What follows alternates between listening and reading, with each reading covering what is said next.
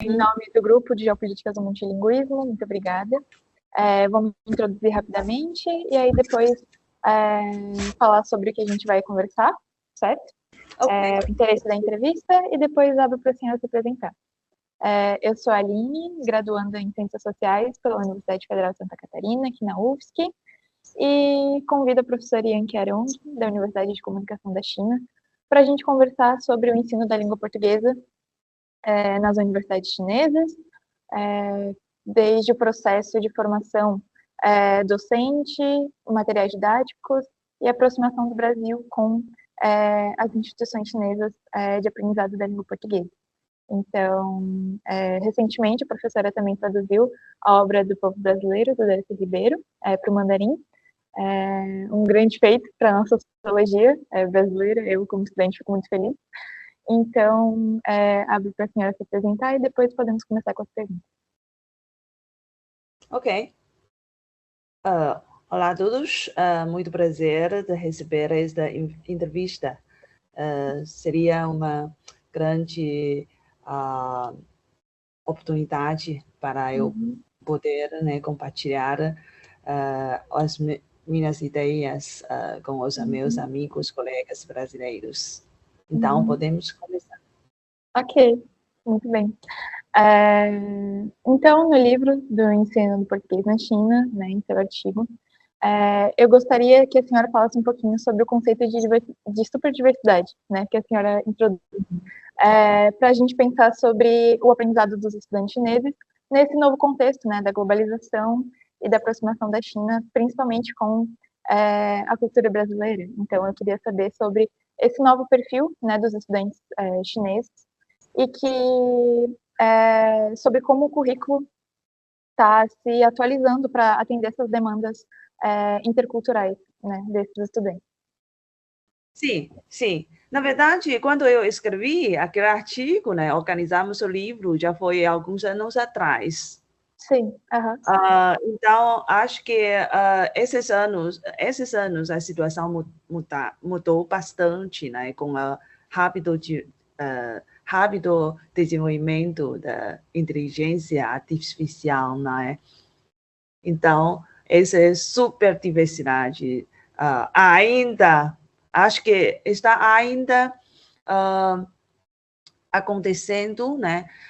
Reforçando essa superdiversidade com esse contexto envolvido com IA e cada vez mais frequente das interações, dos intercâmbios ou interações pessoais, né, através essas redes sociais. Por exemplo, eu já tenho muitos contatos, né, dos amigos brasileiros. Por exemplo, eu quase todos os dias posso receber mensagens dos meus colegas ou amigos acadêmicos, né, brasileiros. Quase todos os dias e-mails que dizem estamos inserindo nesse contexto de modernização, né, de globalização, de superdiversidade e ainda mais por cima, agora apareceu um novo elemento que é muito importante de ser considerado, que é a IA, não é? Inteligência artificial. Por isso, o nosso contexto do ensino já está em uma mudança, eu acho que é radical mesmo. É uma mudança radical no ensino de línguas estrangeiras. Por isso, eu acho que e as universidades não ficam paradas, não é? Muitas universidades estão reagindo desse contexto em mudança. Por exemplo, a minha universidade já implementou reformas curriculares, ou já iniciou, digamos, uma reforma de sala de aula, não é? Por exemplo, adotando as medidas como cultivo de aulas semente, tem um termo slogan é cultivar aulas sementes, né? E para promover esse simbiose entre humano e máquina, não é? Então, eu acho que trata-se de uma tendência positiva e vanguardista, porque realmente as universidades estão tomando medidas a reagir, a enfrentar essa mudança radical, né? Por isso, eu acho que, mas no entanto, né, numa perspectiva mais ampla, considero que ainda há algumas mudanças profundas que não foram plenamente incorporadas por todos os sistemas curriculares, né, de ensino de língua. Primeiro, a transição do papel do estudante, eu acho que deve ser observada, porque agora os estudantes do curso de português, né, eles já não são somente aprendizes da língua, mas eles precisam de ser mediadores interculturais, né? Mediadores culturais, né? No contexto, especialmente no contexto, né, da iniciativa Cinturão e Rota, não sei se você ouviu dizer, né? E esse conceito da China para criar uma comunidade compartilhada para comunidade, né, compartilhada para o futuro do ser humano, né? E também essa necessidade da China para comunicar melhor com o mundo, digamos, a necessidade de contar bem a história da China. Por isso, os aprendizes de línguas, né, são esperados, né, que elas desenvolvam capacidades de pensamento intercultural e de comunicação mais ativa, mas eu acho que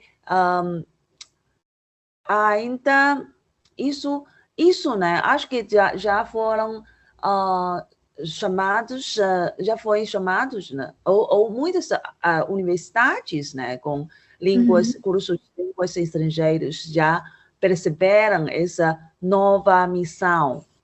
Então, estão tentando, né, mudar os currículos para atender essa nova demanda, para atender essa transição, né, de papel dos alunos de cursos de línguas.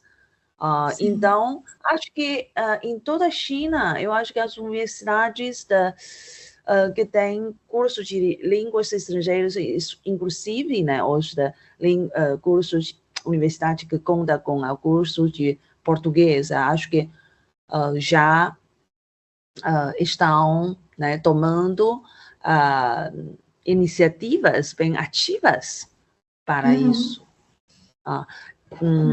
Mas, claro, né, estamos, né, todo mundo está esforçando, ainda não são, ou seja, os currículos sempre estão mudando, né, segundo o contexto, segundo o surgimento de novas necessidades, ou seja, não são fixas. Por exemplo, a minha universidade muda quase anualmente currículo. Sim, estamos sempre ajustando, né, com a nova missão, com as novas necessidades. Mas, por exemplo, o nosso curso, né, já tem como se diz, um objetivo de formar os alunos, né, futuros talentos de língua portuguesa que podem, né, tratar os assuntos internacionais, por exemplo, né, podem ajudar as empresas chinesas a, por por exemplo, a investir no Brasil. Perfeito, justamente. Sim. Ou seja, o currículo não só tem cursos, disciplinas, né? As disciplinas obrigatórias ou opcionais. Nós temos uma vasta lista de disciplinas opcionais e os alunos podem escolher segundo os seus próprios interesses. Por exemplo, um aluno pode escolher uma disciplina de comunicação internacional, por exemplo, se elas quiserem trabalhar no futuro como jornalista. Ou eles podem escolher administração, ou, por exemplo, marketing das marcas, das empresas, por exemplo, né? Então, nós oferecemos, além de português, nós oferecemos uma vasta opção de disciplinas opcionais e dentro dos cursos, né? Dentro das disciplinas da língua portuguesa, também tentamos atender essa nova situação, né, de conviver com a IA, por exemplo, mas isso é uma capacidade obrigatória, né, dessa geração, da nova geração. Por exemplo, na leitura e escrita, eu acabei de lançar um livro sobre leitura e escrita, produção escrita em português. Durante quando nós preparamos a aula, fazendo a sequência de ensino, né, precisamos de pensar, então, qual é o papel da IA nessa disciplina. E eu criei várias atividades para os alunos entender, não é, a diferença ou como IA pode ser uma ferramenta para melhorar a escrita, mas ao mesmo tempo precisa de ter uma visão crítica, não é? Não pode tudo depender de IA. E eu criei algumas atividades para repensar o papel do ser humano nessa era de IA, né? Tipo assim. Sim. E também incluímos outros conteúdos, por exemplo, voltados às realidades, né, das línguas, dos países de língua portuguesa. Acrescentamos muitos conteúdos sobre isso, porque como elas depois precisa de ser mediador cultural, né? Eles precisam entender as realidades das sociedades dos países de língua portuguesa. E, além disso, aproveitamos ainda muitos esses contatos, né, com as comunidades brasileiras, com os nossos parceiros, com as nossas parcerias com as universidades brasileiras e nossos contatos com as embaixadas dos países de língua portuguesa aqui na China, ou seja, aproveitamos ao máximo essa rede, né? Essa comunidade de língua portuguesa, por exemplo, no dia 27 de julho vai ser realizada em Beijing, né? Festa Junina. Que legal! Sim. Os alunos podem participar, né? Porque com certos cidadãos brasileiros sempre estamos com contato muito íntimo com a comunidade brasileira aqui em Beijing, na China. Então, quase todas as atividades que elas preparam, nós recebemos essas informações, né? E os alunos vão bater papo, né? Com os brasileiros. São recursos maravilhosos para elas aprenderem essa língua. Nossa, perfeito. Uma leitura recente que eu fiz era sobre justamente a necessidade de uma mediação dos professores chineses em relação à IA, né? Porque, como a senhora falou, é um recurso positivo, né? Ele está aí, e que, com a mediação certa, pode sim ser uma ferramenta muito interessante justamente para o aprendizado de leitura, escrita, praticidade oral também, né? Então, é muito então, mas interessante. eu gostaria de saudar que a simbiose entre humano e máquina, né? IA, que eu mencionei, né? Também está precisando, né, de ser incorporadas na sala de aula e no nosso currículo. Então, essa direção da reforma está correta, não é? Mas a chave está no nível de execução, né? Como traduzir essas ideias no nosso desenho microscópico, né? De cada disciplina e cada aula. Isso necessita realmente muitas reflexões, discussões, e também os professores precisam de aprender, continuar a aprender, de viver, né, com esse novo cenário. Exatamente. E pensar de novo o objetivo do ensino, né? Sim. E as práticas, né, no ensino mesmo. A senhora vê, então, essa ferramenta da IA, né, sendo utilizada nessa nova formação de docentes. A senhora aponta também mais alguns desafios ou até mesmo avanços nessa formação docente atual? Sim, sim, sim. Claro, na minha universidade, por exemplo, né, quase toda semana tem formação. Não tem outro assunto, né? Esse é o assunto do momento. Nos últimos 2 anos, todo mundo fala, né? Sim, como, por exemplo, como criar agentes, né? Sim. Como criar um agente para trabalhar para você, né? Sim. Ou quais são os recursos, e também cada semana a nossa universidade tem como tem um departamento, né, de como se diz, desenvolvimento profissional dos professores. Tem um centro de desenvolvimento profissional dos professores, né? E elas organizam formação semanal, né? Sim. Cada semana tem uma série de formação, só que quando nós estamos com muitos trabalhos, eu gostaria muito de participar todos, mas não dá, né? Sim. Mas em algumas secções que eu participei, eu acho que foi fantástico, porque eu sou uma professora da língua, na verdade, não sou muito da área de tecnologia. Sim.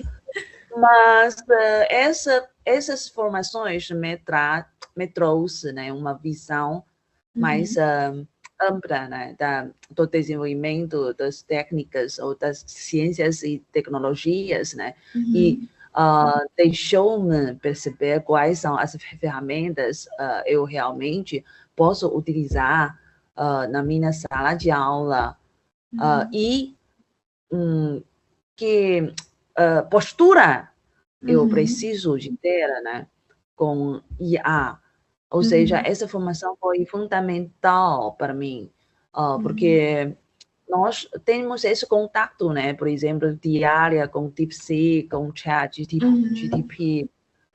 Todo mundo está usando, mas o uso de IA precisa de ser orientado nas universidades. Sim. Não é? Por exemplo, em que situação, em que cenário podemos usar, de que maneira, não é? Não, para não, como se não violar as éticas acadêmicas, por exemplo, né?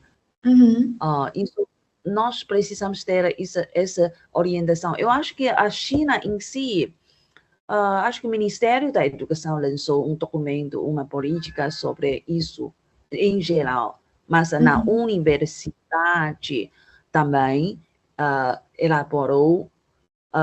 foi elaborado um documento, né, de orientação do uso da IA na sala de aula e também no trabalho acadêmico. Eu acho que, primeiro, a política, a orientação, ética são muito importantes, né, para discutir, né, para ser discutida, e também professores e alunos precisam de estar cientes, né, nessa situação. Mas, por outro lado, precisamos de dominar a técnica, saber Sim. que nós temos arma, Sim. temos recursos, né? Sim. Então, acho que todo mundo está a tentar, né? Está a testar, tentar, para ver como podemos elevar a nossa eficiência de aprendizagem e ensino com essa nova ferramenta. Mas não depender delas, não ficar viciada de tudo. Sim. Depende da IA, né? Porque o ser humano tem o seu valor indispensável, insubstituível, né? Sim. Especialmente como aprendizes de línguas, né? O ser humano tem essas coisas de emoções, né, afetivas, tem essa necessidade de existência, de convívio, né, na nossa interação intercultural, né? Como hoje nós falamos utilizando essa ferramenta, essa plataforma que eu nunca ouvi dizer, mas através dessa ferramenta conseguimos vencer essa distância geográfica e falamos de uma forma tão íntima. Sim, perfeito. E justamente não tem como pensar na língua sem pensar na cultura, né? Então, por isso que essa mediação intercultural é perfeito para pensar em um cenário de aprendizado linguístico, né? Em que tantos alunos têm um contato com amigos, livros e filmes, né? Do idioma a ser aprendido, e também a própria mediação docente passando esse aprendizado, e que não pode ser substituível, né, por uma ferramenta de Claro, sim. Então, pensando justamente sobre isso, sobre essa interculturalidade, né, entre os estudantes chineses e o Brasil, eu gostaria que a senhora falasse um pouquinho mais sobre a sua tradução, né, do livro do Povo Brasileiro, de Darcy Ribeiro. O que a senhora pode perceber estudando, né, a nossa cultura, que se reflete agora no aprendizado desses estudantes, né? Em que medida eles podem se aproximar da nossa cultura pelo idioma. Como pode ocorrer essa aproximação? Sim, claro. Traduzir o povo brasileiro, para mim, foi um grande prazer, né? E foi um presente meu, né? Para esse ano cultural Brasil-China. Por isso, mas não foi um livro muito fácil para um estrangeiro, né? Mas ainda mais difícil para traduzi-lo. Por isso, esse processo de tradução fez-me refletir mais profundamente sobre os desafios interculturais, né, enfrentados pelos estudantes chineses de língua portuguesa. O Brasil, construído por Ribeiro, tem como núcleo a mestiçagem, né? Sim. Um processo dinâmico, doloroso e profundamente criativo de formação nacional, né? Faz-nos entender que o povo brasileiro, na verdade, é uma nação em fazimento, né? É gente em fazimento, palavras de Tarquínio, não é? E também o cunhatismo, o conceito de cunhatismo, que não existe aqui na China, né? Revela um mecanismo de fusão social que vão além da lógica puramente econômica ou política no encontro entre culturas, né? Então, o que me tocou mais durante a tradução foi a constatação de que no ensino atual ao ajudar os estudantes a compreender os países lusófonos, tentamos a apresentar uma perspectiva, quer dizer, sincrônica, ou seja, com pouca profundidade diacrônica. Então, a obra de Darcy, né, Ribeiro, recorda-me que devemos guiar os alunos para as profundas raízes históricas da formação dos povos lusófonos, a fim de compreender a sua lógica cultural. Então, os estudantes chineses, ao contactarem com a cultura de país de língua portuguesa, muitas vezes desenvolvem estereótipos, né, devido à falta de uma dimensão histórica, ou seja, um entendimento mais superficial. Ou, às vezes, nós temos alguns textos ou livros, manuais sobre história ou cultura, né, dos países de língua portuguesa, mas acho que foram bastante, né, de forma mais factuais, ou seja, fala sobre esses fatos, acontecimentos, né, mas eu acho que ainda faltamos essa leitura, né, com uma visão mais aprofundada, crítica, dentro do Brasil, como está Ribeiro, como por isso eu acho que introduzir os pensamentos, né, dos grandes pensadores brasileiros como Darcy é fundamental. Também vai ser um trabalho que eu falei, né? Ou eu vou fazer nos próximos planos.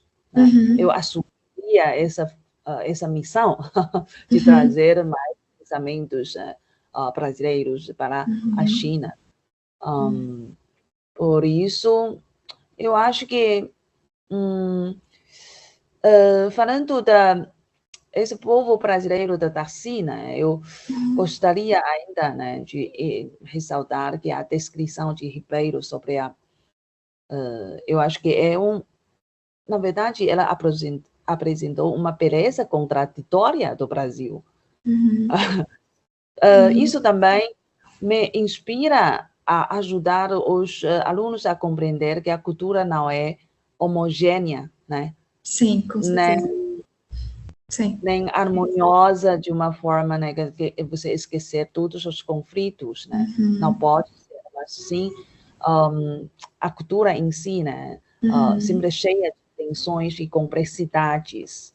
Sim. Então, por isso eu gostaria que espero que os meus alunos possam ter um entendimento, né, mais amplo sobre a cultura brasileira ou de outros países de língua portuguesa. Eu sempre estimulo elas a ler.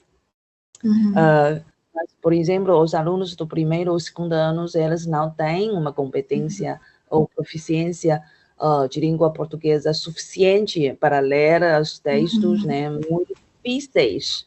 Sim. Mas, mesmo assim, já tem traduções, né?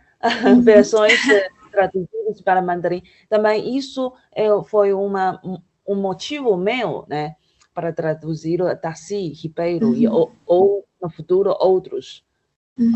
Porque eu acho que a tradução facilita a leitura, facilita o entendimento, especialmente para quem não tenha ainda esta proficiência suficiente, não é? Mas economiza o tempo para entender um país, não é? Sim.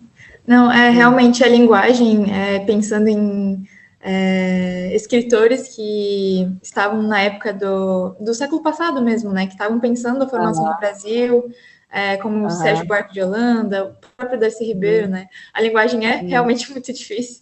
Então, eu imagino que tenha sido um processo. Você também? Sim. Então, você leu Darcy? Sim. É muito. Ela é um é excelente acadêmico, tem a sua... Sim. Mas eu acho que a linguagem em si não foi tão difícil, porque ela tem... Darcy tem uma excelente maneira de escrever. Mais difícil é que entender, né, o que está por trás das linhas, porque a escrita, porque ela cruza passado, presente e futuro. Na sua reportagem, na sua escrita, não é? Porque ela é um pensador, historiador, antropólogo, político, escritor ao mesmo tempo. Então, ela tem essa maneira de, como se diz, de textuar, né? De fazer muitas ligações, mencionar, ter muitas referências dos fatos históricos e depois propus as suas opiniões, né? Então, para entender, acho que mais difícil não é a linguagem, é essa complexidade da história, da sociedade, da cultura do Brasil que está por trás.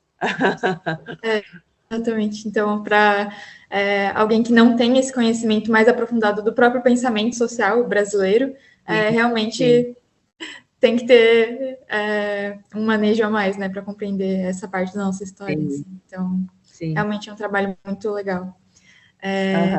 E sobre esse conhecimento da história, né, de países lusófonos, né, de língua portuguesa, que tem esse contato com a China.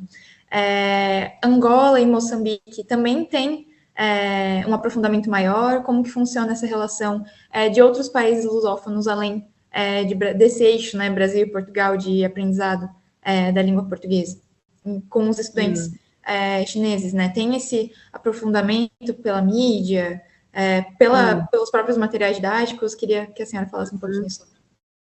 Ok. Eu acho que atualmente no ensino de português na China existem, né?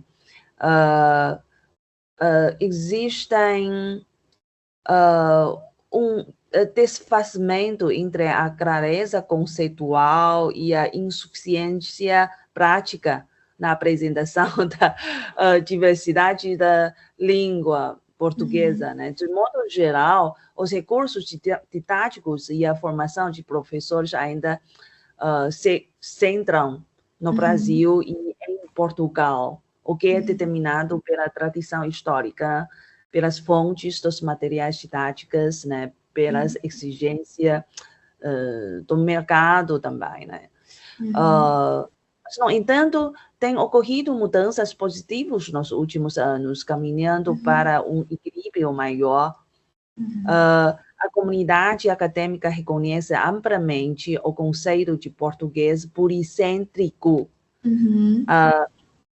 Por exemplo, nessa semana, na quarta-feira mesmo, o embaixador de Portugal, né, Manuel Carvalho, acabou de vir à minha universidade para fazer uma palestra sobre esse português pluricêntrico, esse tema. Então, eu acho que nós temos esse consenso de perceber esse policêntrico, essa natureza policêntrica de língua portuguesa. Então, eu acho que temos uma percepção, em todas as universidades que têm curso de língua portuguesa, tem essa percepção. E também, nos nossos programas, nós, por exemplo, nós temos mestrado, que é o programa de estudos culturais dos países de língua portuguesa, né? E nós temos centros de estudos dos países de língua portuguesa. Isso quer dizer, não só temos interesse por Brasil e Portugal, né? Mas todos os países da língua portuguesa. E cada vez mais as universidades têm esse contato ou parceria com outros países da língua portuguesa, né, como Angola, Moçambique. Até na semana passada, eu estava na conferência, né, da como se chama? AUB, ou Associação, né, Universitária de Língua Portuguesa, que tem essa conferência, né, e, em Macau. E o presidente é a reitora da Universidade de Cabo Verde, né? Mas encontramos todo mundo em Macau como uma plataforma. Essa conferência foi realizada em Macau e também, ao mesmo tempo, aconteceu o fórum dos reitores das universidades chinesas e das universidades dos países de língua portuguesa. Então, todo mundo vieram os reitores de Angola, de Moçambique, de Portugal, do Brasil, né? Encontrei professores da Unicamp, da Faculdade de Linguística. Sim. Quer dizer, nós temos muitos contatos, muito mais contatos, né? Esses contatos são tão frequentes, muito frequentes, né? Ou mais frequentes do que antes. Então, eu acho que já temos mais recursos do que antes. Mas, na prática, né, da elaboração de materiais didáticos, ou na prática de ensino, eu acho que ainda não são suficientes. Não são suficientes, porque os professores aqui na China, acho que a maioria tiraram mestrado ou doutorado em Portugal, ou no Brasil, ou em Macau. E raramente, né, fez esse percurso acadêmico em Angola ou Moçambique. Por isso, os professores de ensino não têm esse muito contato com esses países em lobbies, digamos, né, africanos. Então, não é uma questão de não queremos, às vezes é uma questão de não somos capazes de fazer, né? Porque comparando com o nossos contatos com Portugal ou Brasil, né? Esses contatos com os países de língua portuguesa africana, né? Especialmente durante a nossa formação acadêmica, sentimos esse contato insuficiente, né? Imagina se eu um dia fizer um semestre, um ano, 2 anos, fazendo como professor visitante numa universidade africana. Quando eu voltar, com certeza a minha aula vai mudar, porque a percepção mudou, né? Já vai mudar, mas nesse momento eu sinto essa dificuldade pessoalmente, e também observei essa dificuldade também dos meus colegas chineses, tá bom? E essa parceria, quer dizer, os convênios, né, com os países africanos ainda não são tanto, né, comparando com os convênios com Portugal e com o Brasil. E também, eu acho que no futuro precisamos de nos esforçar, né, de trazer mais recursos, né, para apresentar essa diversidade, né, de língua portuguesa. Mas quer dizer, em cada universidade, as pessoas, né, os nossos círculos, eu notei esse esforço de querer aproximar, né, querer trazer essa diversidade, mas é um desafio, ou que, né, que nós precisamos de enfrentar juntos, tanto os professores, né, como o círculo editorial também, né, publicação, e também os governos, os departamentos responsáveis, né, do governo, para impulsionar essa cooperação de uma forma mais coordenada. Então, eu acho que percepção todos temos, mas na prática ainda temos desafio. Sim, entendi. E sobre esse fortalecimento, né, de parcerias que a senhora comentou, qual que é o papel atualmente do Fórum de Macau e do BRICS, essa relação mediada, né, entre os países, em que esse fortalecimento econômico e político possui qual impacto dentro dessa relação, né, dos países lusófonos, assim? Como que está sendo essa relação, né, desses países, assim, dessa parceria? Eu acho que já acabei de falar, né, sobre isso, porque Macau, o BRICS, né, eu acho que são plataformas muito importantes para reunir as pessoas. Por exemplo, né, eu acabei de falar que participei nesse fórum dos reitores e ALB, né, que foi realizado em Macau mesmo. E também esse BRICS, como nós temos também Centro de Estudos de BRICS,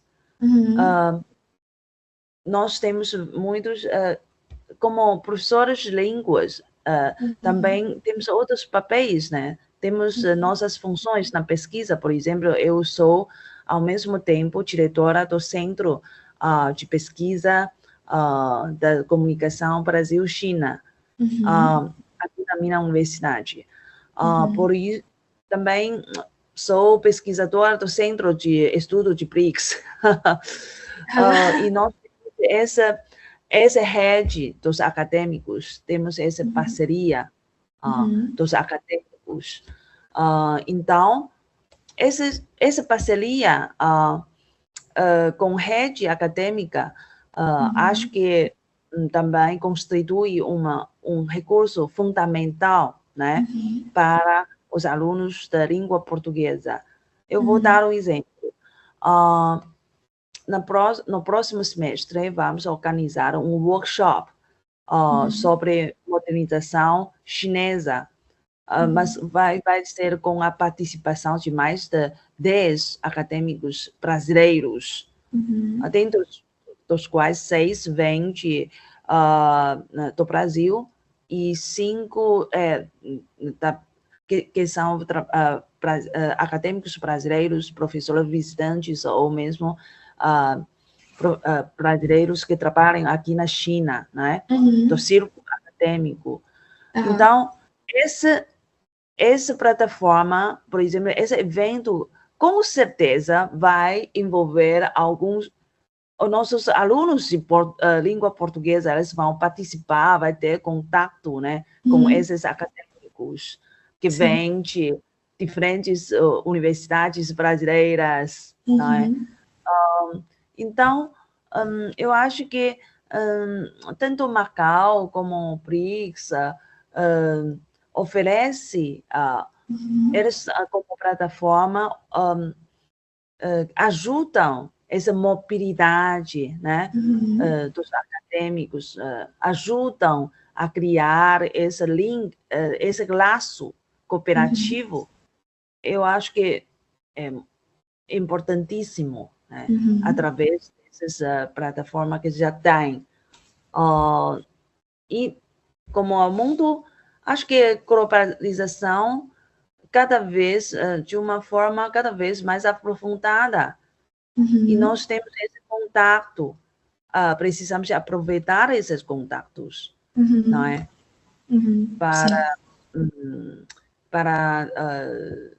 trazer mais para nossos alunos. E também as forças das universidades são fundamentais. Cada universidade tem os seus próprias plataformas acadêmicas. Por exemplo, a minha Universidade de Comunicação da China, temos uma união, uma liga das universidades mundiais, universidades, né, que tem curso que trabalha na área de comunicação. Já envolveu a participação das universidades de mais de 39 países, incluindo o Brasil, né, e outros países de língua portuguesa. Então, e essa liga vai ter a conferência bienal. Então, nessa conferência, recebemos, né, os nossos colegas, né, de países de língua portuguesa,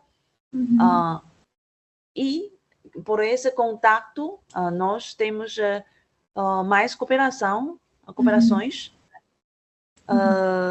Todos os, vou dar outro exemplo, todos os livros didáticos que eu elaborei são com a cooperação, né, com professora falante nativo. E no meu livro que lancei, né, é livro de leitura e produção escrita. E nós tratamos muitos gêneros textuais, né, e os exemplos vêm de todos os países de língua portuguesa, e não só Portugal e Macau. Porque entramos em contato com os escritores para pedir direito autorial, né? Autoriais. Mas todos apoiaram. Todos apoiaram para o ensino de português para os chineses. Todos deixaram nós usar os textos deles, não é? Então, eu acho que nós temos uma série de plataformas, não somente geograficamente, não é? Macau, ou de organizações, né? Não governamentais ou governamentais, não. Nós temos recursos ou plataformas de todos os níveis, de intergovernamental, de organização não governamental, institucional, como universidades, né? E também a nível comunitário, quer dizer, né? Temos esse contato, plataforma, contato com as comunidades brasileiras, ou, quer dizer, não só brasileiras, né? Todos nós pertencemos à comunidade linguística de português, né? Todos nós, independente da nossa nacionalidade, fazemos parte dessa grande comunidade de língua portuguesa, né? Que bom, é muito legal ver esse esforço. Aqui mesmo na UFSC, a gente percebe agora um aumento do interesse dos estudantes em aprender mandarim também. Então, já há níveis fácil, intermediário, né, para esse aprendizado do mandarim, e grupos de estudo sobre a Ásia, sobre a cultura chinesa, que está crescendo bastante. Então, é muito legal ver esse reflexo da nossa cultura e língua também nas universidades chinesas. Então, é muito legal. E espero que a Universidade, né, Santa Catarina, né, Federal, Universidade Federal Santa Catarina, faça uma visita à minha universidade, né? Vai ser um prazer. Sim, e podemos criar, por exemplo, estou me esforçando em fazer algumas, por exemplo, tipo curso de verão, né, online, junto com algumas universidades brasileiras, né, e também universidades chinesas. Nós trocamos os nossos conhecimentos, né, uma série de palestras. Eu estou pensando em criar esse tipo de iniciativa para podermos, né, interagir mais, conhecer mais profundo sobre todos os aspectos, né, dos dois países. Uhum. Que ótimo, então, muito, muito legal. Vou levar essa ideia para o meu professor. Ele vai gostar bastante. Acredito que a gente já possa ir para um encerramento, né?